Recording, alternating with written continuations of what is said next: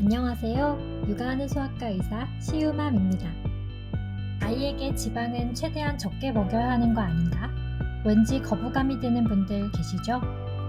하지만 지방은 우리 몸에 꼭 필요한 영양소입니다. 뇌 구조의 반 이상은 지방으로 이루어져 있고 신경세포인 뉴론을 건강하게 하며 뉴론의 활성에도 핵심적인 역할을 합니다. 또 뇌와 신체 대사를 조절하는 호르몬 생성에도 지방이 꼭 필요해요. 그렇기 때문에 두뇌가 급격하게 성장하는 영유아 시기에는 특히 중요합니다. 1에서 3세 아이들은 하루 열량의 30에서 40%를 지방으로 섭취해야 하는데요. 꽤 많은 양인 만큼 건강한 지방으로 채워주어야 합니다. 그래서 오늘은 두뇌 발달 식습관을 위한 지방 섭취 방법 2가지 함께 알아볼게요. 첫 번째, 땡땡땡 지방은 피한다. 지방은 주로 동물성 지방에 들어있는 포화지방, 식물과 생선에 들어있는 불포화지방, 마지막으로 패스트푸드나 상업용 빵에 들어있는 트랜스지방이 있습니다. 이 중 꼭 피해야 하는 지방은 무엇일까요? 바로 트랜스지방입니다. 트랜스지방을 통한 에너지 섭취를 2% 늘렸을 때 심혈관 질환의 발병률은 23%가 증가합니다. 여러 연구 결과 총 에너지 섭취량의 1에서 3% 정도만 트랜스지방으로 섭취하더라도 위험도가 상당히 증가하는 것을 확인할 수 있었어요. 이 수치는 성인에서는 트랜스지방 2에서 7g, 1에서 3세 아이들에게는 1에서 3.5g으로 아주 소량입니다. WHO는 하루 열량의 1% 미만을 섭취하도록 권고하고 있고 우리나라도 제조식품의 트랜스지방 함량을 꼭 표시하도록 관리하고 있습니다. 하지만 트랜스지방의 함량이 1회 제공량당 0.2mg보다 적거나 식용 유지류에서는 100g당 2g 미만일 경우 0으로 표시할 수 있어요.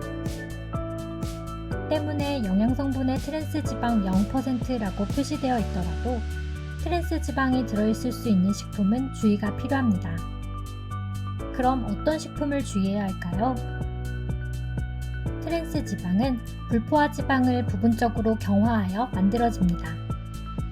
이 과정을 의자와 테이블로 쉽게 예를 들어 볼게요. 포화지방은 모든 의자가 차 있는 테이블이고 불포화지방은 이렇게 비어있는 의자가 있는 테이블입니다. 부분 경화는 이 비어있는 의자 몇 개에 인공적으로 수소를 채워 넣는 것입니다. 이렇게 되면 화학적인 작용으로 인해 남아있는 빈 의자가 휙 뒤집어집니다. 의자가 모두 차 있는 포화지방도 일부만 비어있는 불포화지방도 아닌 이상한 테이블이 되는 거죠. 이것을 트랜스지방이라고 합니다. 불포화지방을 부분 경화하여 만든 트랜스지방, 즉 부분 경화유는 값이 싸고 반복적으로 사용할 수 있어 음식점에서 튀김 요리를 할 때 주로 사용됩니다. 또 마가린과 쇼트닝에도 들어있어요.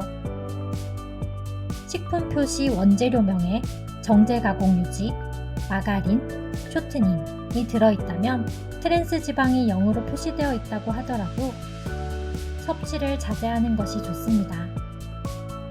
트랜스지방은 여러 만성질환의 위험을 높일 수 있어요.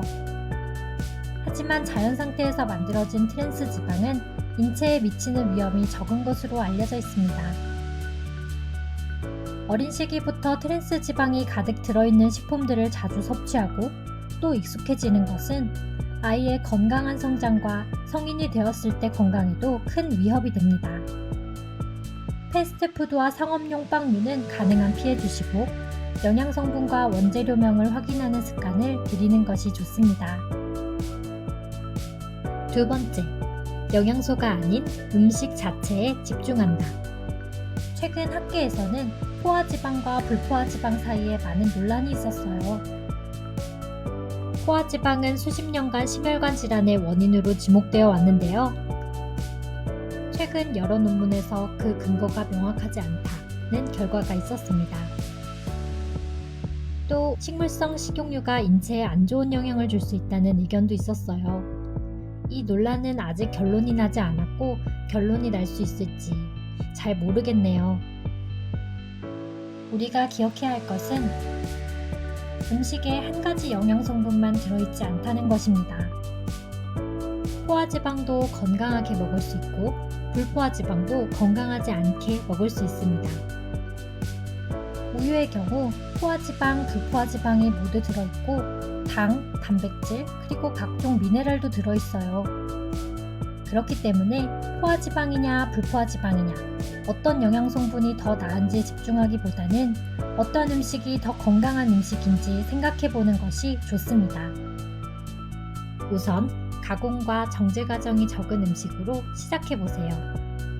햄이나 너겟보다는 신선한 고기와 달걀, 정제 과정을 많이 거친 식용유보다는 엑스트라 버진 올리브유.